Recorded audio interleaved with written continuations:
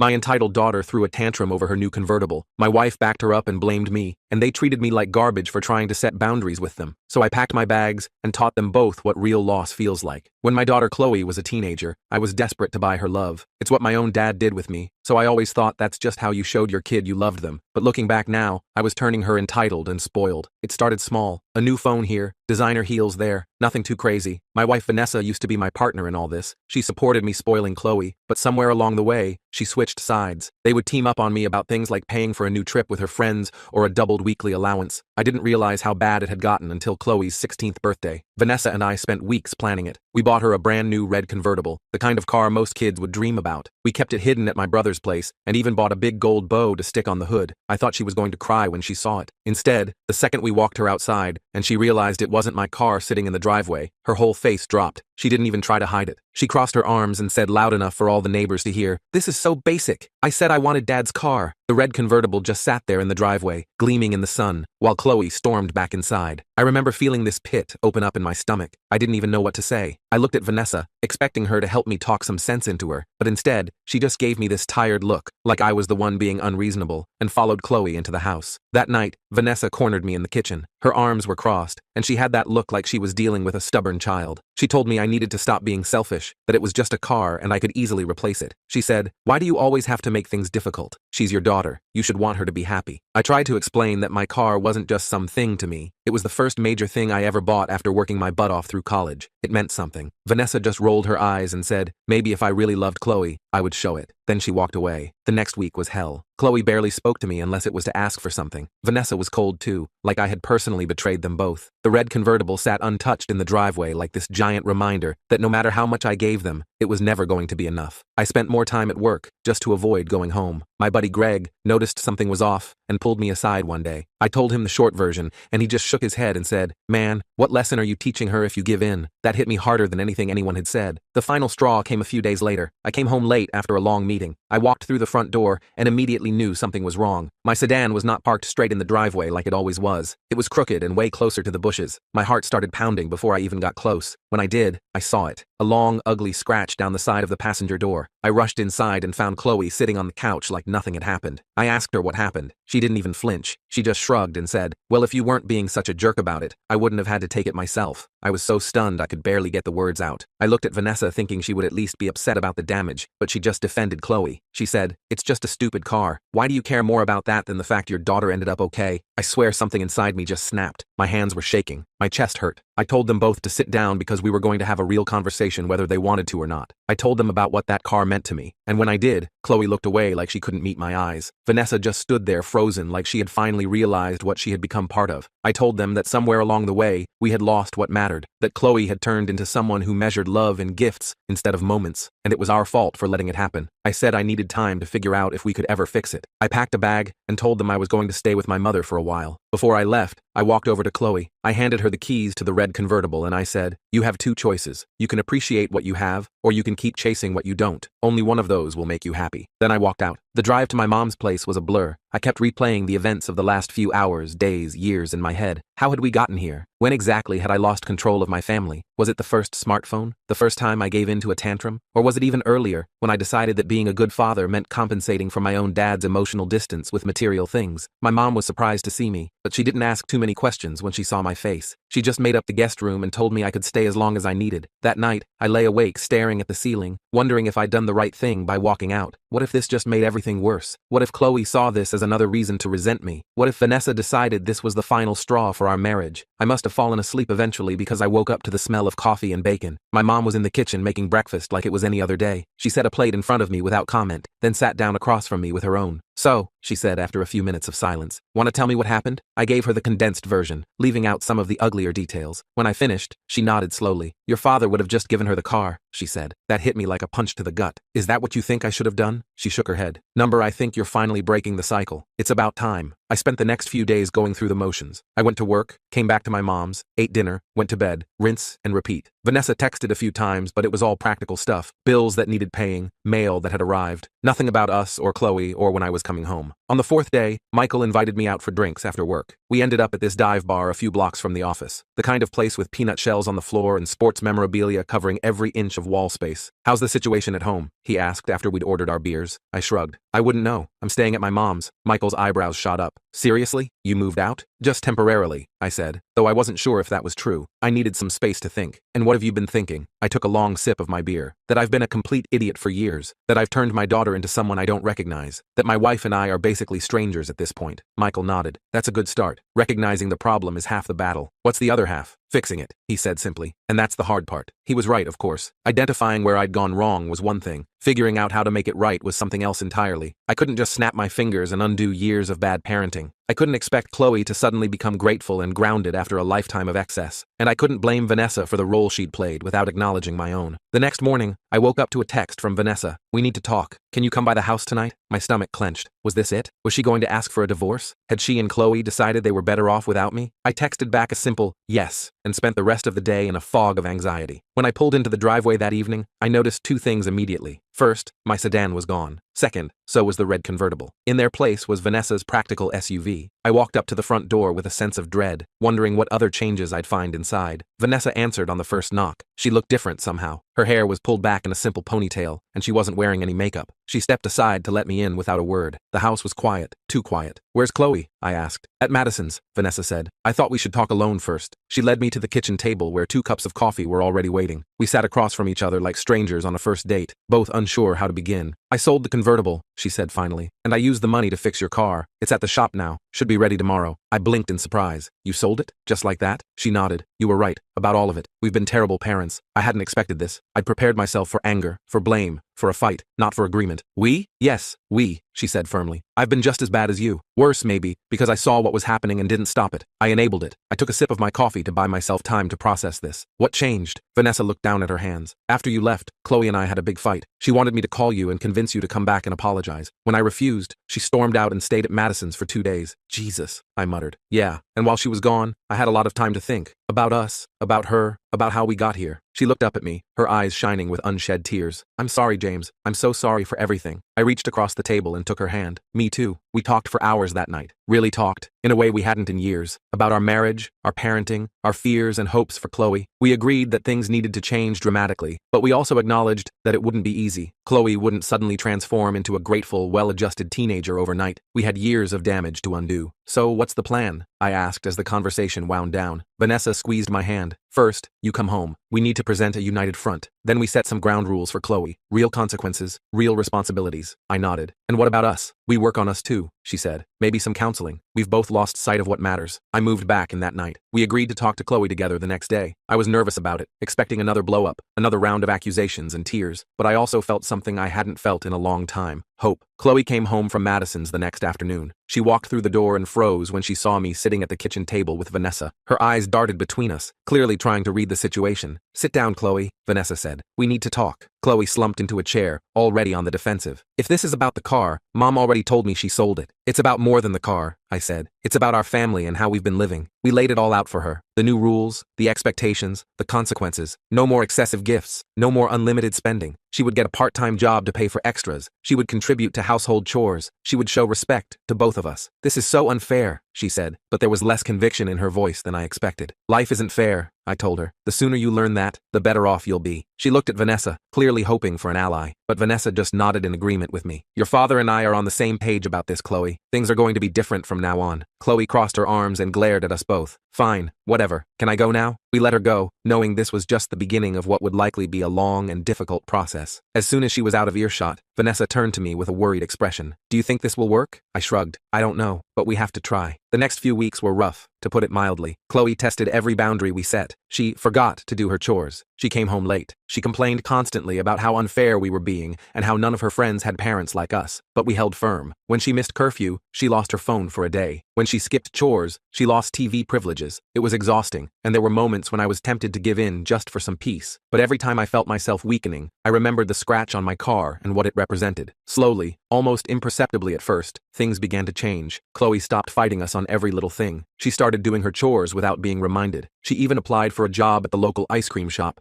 without us having to nag her about it. One evening, about a month after our big confrontation, I came home from work to find Chloe in the kitchen making dinner, not just heating up leftovers, but actually cooking. Chicken, vegetables, the works. I stood in the doorway watching her for a moment, not quite believing what I was seeing. Need any help? I asked. She jumped slightly, not having heard me come in. Oh, you could set the table, I guess. I grabbed plates and silverware and started setting the table. We worked in silence for a few minutes, the only sound the sizzle of chicken in the pan and the clinking of dishes. I got the job, she said suddenly. At Sweet Scoops. I start next weekend. That's great, I said, genuinely pleased. Congratulations, she nodded, focusing intently on stirring the vegetables. It doesn't pay much, but it's a start. Every job teaches you something, I told her. My first job was washing dishes at a diner. Hardest work I've ever done, but I learned a lot about responsibility. She glanced at me with what might have been the ghost of a smile. Yeah, well, I doubt scooping ice cream is going to be that deep, but whatever. It wasn't a heartfelt father-daughter moment by any means, but it felt like progress. A small crack in the wall she'd built between us. Vanessa came home a little later, and her surprise at finding dinner ready was evident. The three of us sat down to eat together, something that had become rare in our household. The conversation was stilted at first, but as the meal progressed, it began to flow more naturally. Chloe even laughed at one point. A genuine laugh, not the sarcastic one she'd been using with us lately. After dinner, Chloe went upstairs to do homework, leaving Vanessa and me to clean up. As we stood side by side at the sink, Vanessa nudged me with her elbow. That was nice, she said. Almost like a normal family dinner. I smiled. Almost. Do you think we're making progress? I thought about it for a moment. I think so. Small steps, but in the right direction. The real test came a few weeks later when Chloe's birthday rolled around again. Her 17th. We'd discussed it extensively, Vanessa and I, trying to find the right balance. We wanted to acknowledge her birthday, to make it special, but without falling back into old patterns. We settled on a small family dinner at her favorite restaurant, followed by a modest gift, a leather-bound journal and a nice pen. No car, no expensive electronics, no extravagant gestures, just a thoughtful present and quality time together. I was nervous as we sat at the restaurant, waiting for the waiter to bring out the small cake we'd ordered for dessert. Chloe had been in a good mood throughout dinner, chatting about her job and school, but I couldn't help wondering if she was expecting something more, if she'd be disappointed when no big surprise materialized. The waiter set the cake in front of her, a single candle flickering in the center. Make a wish, Vanessa said. Chloe closed her eyes for a moment, then blew out the candle. We clapped, and I slid the small wrapped package across the table to her. Happy birthday, sweetheart, I said. She unwrapped it slowly, carefully, so different from the way she used to tear into presents. When she saw the journal and pen, she ran her fingers over the soft leather cover, a thoughtful expression on her face. It's beautiful, she said. Thank you. I waited for the but, the comparison to what her friends got, the hint that she'd expected more. It didn't come. Instead, she looked up at us with clear eyes. I've been thinking about what I want to do after high school, she said. I think I might want to study journalism. Vanessa and I exchanged surprised glances. This was the first we'd heard of any career aspirations from Chloe. Previously,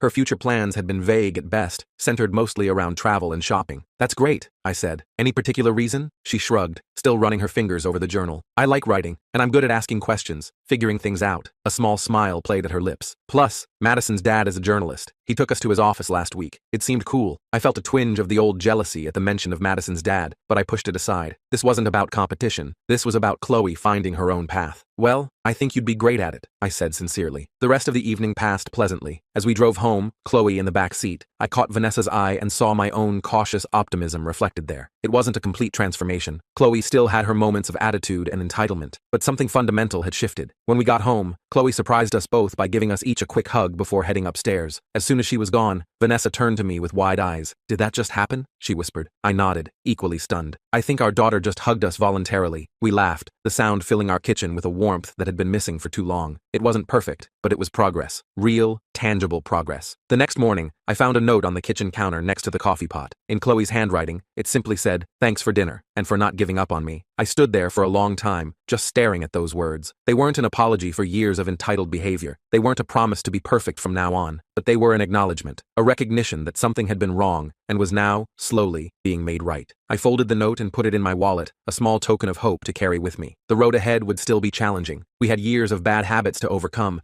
trust to rebuild, relationships to repair, but for the first time in a long time, I believed we could do it, together, as a family. That evening, when I came home from work, I found Chloe sitting on the front steps of our house, waiting for me. She stood up as I approached, shifting awkwardly from foot to foot. "Hey," I said, surprised to see her there. "Everything okay?" She nodded, then took a deep breath like she was preparing herself for something difficult. "I wanted to show you something." She led me around to the side of the house where my sedan was parked. The scratch had been repaired professionally, the paint job seamless, but that wasn't what she wanted me to see. On the passenger seat was a small potted plant with a card attached. "What's this?" I asked. "Open it," she said, her voice uncharacteristically soft. I opened the car door and picked up the card. Inside, in Chloe's handwriting, it said, "I'm sorry for the scratch, and for everything else. I'm trying to be better." I looked up at her, standing there with her arms crossed protectively over her chest, looking younger and more vulnerable than she had in years. "Thank you," I said, my voice thick with emotion. "This means a lot." She shrugged, trying to play it cool, but I could see the relief in her eyes. "It's just a plant." "It's not just a plant," I said, "and you know it." She looked down at her feet, then back up at me. "Do you think, maybe this weekend we could go for a drive? You could show me how to change the oil like you used to talk about." I felt something loosen in my chest, a knot of tension I hadn't even realized was there.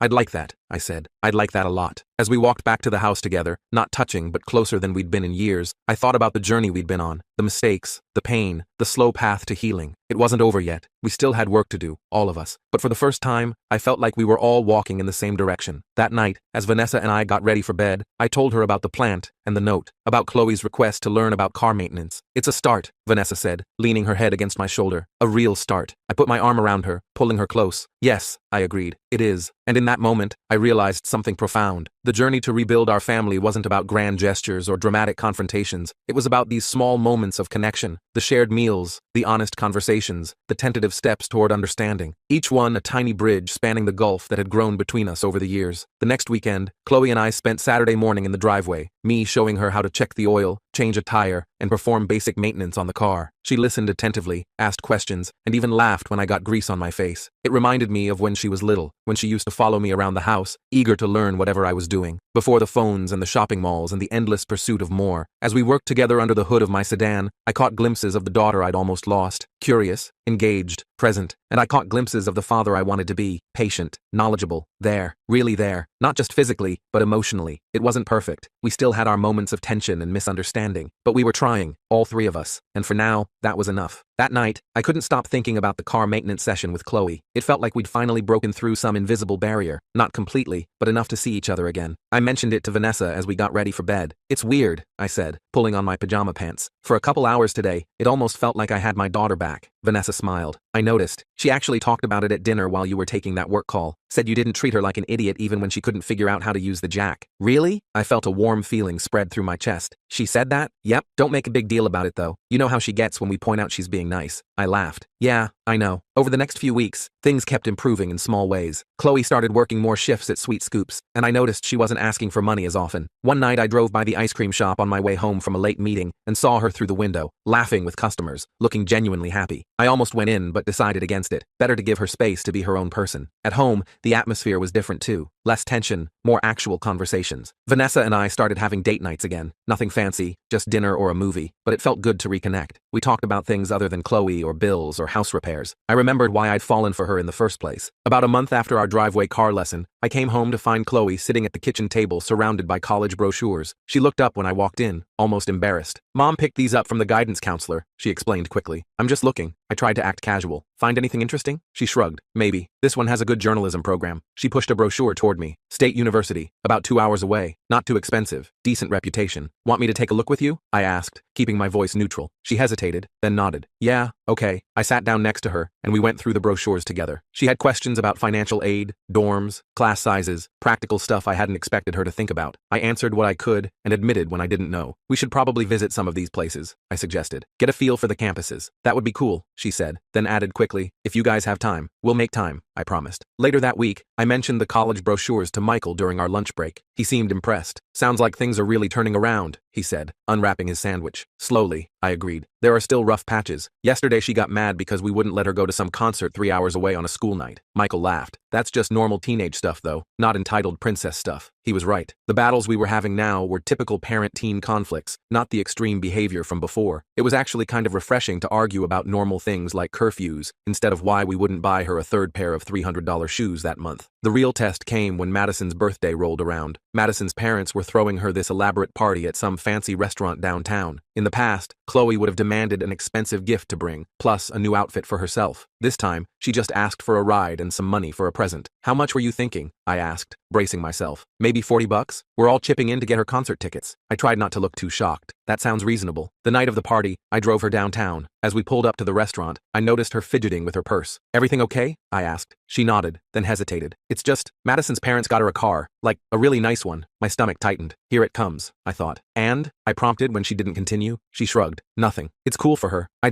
don't know. It feels weird now. Like, I get why we're doing things differently. I was so surprised I didn't know what to say. Chloe took my silence as disapproval. Sorry, forget I said anything, she mumbled, reaching for the door handle. No, wait, I said. I'm glad you told me, and I'm proud of you for understanding. She rolled her eyes, but I caught the small smile she tried to hide. Whatever. I'll text when I need a ride home. I watched her walk into the restaurant, feeling a mix of emotions I couldn't quite sort out. Pride, definitely, relief, and something else, a kind of cautious optimism I hadn't let myself feel in a long time. When I got home, I told Vanessa about the conversation. She looked as surprised as I felt. Wow, she said. That's progress. Big progress, I agreed. I keep waiting for the other shoe to drop. Vanessa sat next to me on the couch. Maybe it won't. Maybe this is real change. I hope so. The next big milestone came when Chloe got her first paycheck from Sweet Scoops. She came home waving the envelope like she'd won the lottery. Look, she said, pulling out the check. It wasn't much, maybe $200 for 2 weeks of part-time work, but you'd think it was $1 million from her reaction. Nice job, I said. What are you going to do with it? She thought for a moment. I need to save some for college, but maybe I could use a little to get my nails done with Madison this weekend. Sounds like a plan, I said, trying not to make too big a deal out of the fact that she'd mentioned saving for college without prompting. After she went upstairs, Vanessa turned to me with wide eyes. Did our daughter just talk about saving money? Voluntarily? I laughed. I think she did. Should we check for pod people in the basement? Very funny. But seriously, James, I never thought we'd get here. Me neither, I admitted. But I'm glad we did. Summer came, and with it, more changes. Chloe got promoted at Sweet Scoops to shift supervisor. She started talking about wanting to visit some colleges before senior year started. And one weekend, completely unprompted, she cleaned out her closet and donated 3 bags of clothes to Goodwill. I don't even wear half this stuff, she explained when I helped her load the bags into the car, and some of it still has tags. It's stupid to just let it sit there. I nodded, remembering all the shopping trips, all the times I'd handed over my credit card without question. That's really thoughtful, Chloe. She shrugged like it was no big deal, but I could tell she was pleased by the compliment. On the drive to Goodwill, she was quiet, looking out the window. Then suddenly she said, I'm sorry about your car, the scratch and everything. I glanced at her, surprised. We hadn't talked about that incident in months. Thank you, but you already apologized, remember? The plant? Yeah, but she fidgeted with her seatbelt. I never really said why I did it. I was just so mad that you weren't giving me what I wanted. I'd never had to deal with that before. I took a deep breath. I know, and that's on me and your mom. We didn't set good boundaries. Still, it was a crappy thing to do. It was, I agreed, but you're making better choices now. That's what matters. When we got back from Goodwill, Vanessa was sitting at the kitchen table with a serious look on her face. My first thought was that something bad had happened. Everything okay? I asked. She nodded. I've been thinking about our anniversary next month. Our 15th was coming up. In the past, we'd done big trips or expensive gifts. Last year, we'd gone to Cancun for a week. What about it? I asked cautiously. I think we should do something different this year. Something that reflects the changes we've been making. I sat down across from her. I'm listening. What if we put the money we'd usually spend on a trip into Chloe's college fund instead? We could still do a nice dinner or something, but she trailed off, looking uncertain. I reached across the table and took her hand. I think that's a great idea. The relief on her face was obvious. Really? You're not disappointed? Not at all. I think it's perfect. That night, we told Chloe about our decision. I expected her to be indifferent. Why would she care about our anniversary plans? But she surprised us again. That's really nice, she said. But you guys should still do something special. You work hard. Vanessa and I exchanged glances. We'll do a nice dinner, Vanessa assured her. Don't worry. Chloe nodded, then hesitated. Actually, what if I cook for you? Here at home. Like a fancy restaurant meal, but, you know, not as expensive. I tried to hide my shock. You want to cook us an anniversary dinner? Yeah, why not? I've been watching these cooking videos online. I could make something nice. We'd love that, Vanessa said quickly, before I could say anything stupid to ruin the moment. The night of our anniversary, Vanessa and I went for a walk around the neighborhood while Chloe prepared dinner. When we came back, the dining room had been transformed. The table was set with our good dishes, Candles were lit, and soft music was playing. Go sit down, Chloe instructed. It's almost ready. We did as we were told, both of us a little stunned. A few minutes later, she brought out the food, some kind of pasta dish with shrimp that actually looked pretty impressive. This is amazing, Chloe, Vanessa said as we started eating. Thank you. It's really good, I agreed. And it was. Not restaurant quality maybe, but definitely better than I'd expected. Chloe beamed. I've been practicing at Madison's house. Her mom helped me figure out the recipe. After dinner, she brought out a small cake with Happy Anniversary written on it in slightly wobbly icing. Then she handed us each a card. I'm gonna go to Lexi's to study, she said. You guys should have some alone time. After she left, Vanessa and I opened our cards. Mine had a simple message. Dad, thanks for not giving up on me even when I was being the worst. Love, Chloe. I looked up to see Vanessa wiping away tears as she read her own card. What does yours say? I asked. She handed it to me. Mom, sorry for being such a brat. Thanks for loving me anyway. I'm trying to be better. Love, Chloe. We sat there in silence for a moment, both a little overwhelmed. We did it, Vanessa said finally. We actually turned things around. We're still turning, I pointed out. It's a process. But yeah, we're getting there. The college visit started a few weeks later. We did 3 campuses in one weekend. A lot of driving, a lot of walking tours, a lot of information to process. Chloe took notes at each stop, asking thoughtful questions about internship opportunities and journalism programs. On the drive home from the last campus, she was quiet, staring out the window at the passing scenery. So what did you think? I asked. Any favorites? She nodded slowly. I liked the second one, State University. It felt right. It's also the most affordable, Vanessa pointed out from the back seat. Yeah, I know. That's part of why I like it. Chloe turned to look at me. I don't want you guys spending a fortune on tuition. I can get scholarships and work during summers. I gripped the steering wheel a little tighter, fighting the urge to tell her not to worry about money. The old me would have insisted on paying for whatever school she wanted, no matter the cost. But that wasn't the lesson we were trying to teach anymore. We'll figure it out together, I said instead. There are lots of options. Senior year started, and with it came all the usual chaos. College applications, senior portraits, prom planning. Through it all, Chloe maintained her job at Sweet Scoops, kept her grades up, and continued to show small but significant signs of growth. There were still occasional flare-ups of the old entitled attitude, a fight about borrowing the car, a sulk when we said no to an expensive prom dress, but they were fewer and farther between, and they resolved more quickly. The acceptance letters started coming in spring. Chloe got into 3 of the 5 schools she applied to, including State University, her top choice. We celebrated with takeout and ice cream, a far cry from the elaborate celebrations we might have had in the past. As we sat around the kitchen table that night, Chloe suddenly said, I've been thinking about something. What's that? Vanessa asked. Remember my red convertible? The one you guys got me for my 16th birthday? My stomach tightened. We hadn't talked about that car in over a year. What about it? I was such a jerk about that, she said, shaking her head. You guys spent all that money, and I acted like it wasn't good enough. Water under the bridge, I said quickly, not wanting to dredge up old hurts. No, but I've been thinking about it a lot lately. That was the moment, wasn't it? When everything started to change? Vanessa and I exchanged glances. I guess it was, I admitted. Chloe nodded. I'm glad it happened. Not the way it happened. I was awful, but I'm glad things changed. I like who I am now better than who I was then. I reached across the table and squeezed her hand. Me too, kiddo. Me too. The night before Chloe left for college, the 3 of us sat on the back porch watching the sunset. We'd spent the day packing her things into boxes and bags, getting ready for tomorrow's drive to State University. Nervous? I asked her. She nodded. A little, but excited too. You're going to do great, Vanessa assured her. I know, Chloe said, and there wasn't a trace of her old arrogance in it, just healthy confidence. I've got this. We sat in comfortable silence for a while, watching the sky turn from blue to pink to purple. Then Chloe said something that caught me completely off guard. Thanks for not giving me your car that day. I turned to look at her. What? Your sedan. When I threw a fit about the convertible. Thanks for not giving in. I didn't know what to say. After all this time, all the changes we'd been through, she was bringing it back to that moment. You're welcome, I said finally. Though I didn't feel very wise at the time. She smiled. You were right though, about appreciating what I have instead of always wanting more. She looked out at our modest backyard, the old swing set we'd never gotten around to taking down, the flower beds Vanessa had planted years ago. I get it now. The next morning, we loaded up Vanessa's SUV with Chloe's things and headed for State University. The drive was filled with a mix of excited chatter and nervous silences. When we finally pulled up to her dorm, I felt a lump form in my throat. This was it. The moment every parent both dreads and looks forward to. The start of her adult life. We helped her move in, met her roommate, made up her bed with the new sheets we'd bought. All too soon, it was time for us to go. In the parking lot, Chloe hugged Vanessa first, both of them teary-eyed. Then she turned to me. Thanks, Dad, she said, wrapping her arms around me. For everything. I hugged her back, tight. I'm proud of you, Chloe. Not because of where you're going or what you're doing, just because of who you are. She pulled back, wiping her eyes. I'll call you guys tomorrow, okay? You better, Vanessa said, trying to smile through her tears. We watched her walk back toward her dorm, this young woman who had once been our spoiled little girl. Just before she reached the door, she turned and waved. On the drive home, Vanessa reached over and took my hand. We did good, she said. In the end, we did good. I squeezed her hand, thinking about the journey we'd been on, the mistakes, the hard lessons, the slow, sometimes painful growth. Yeah, I agreed. We did.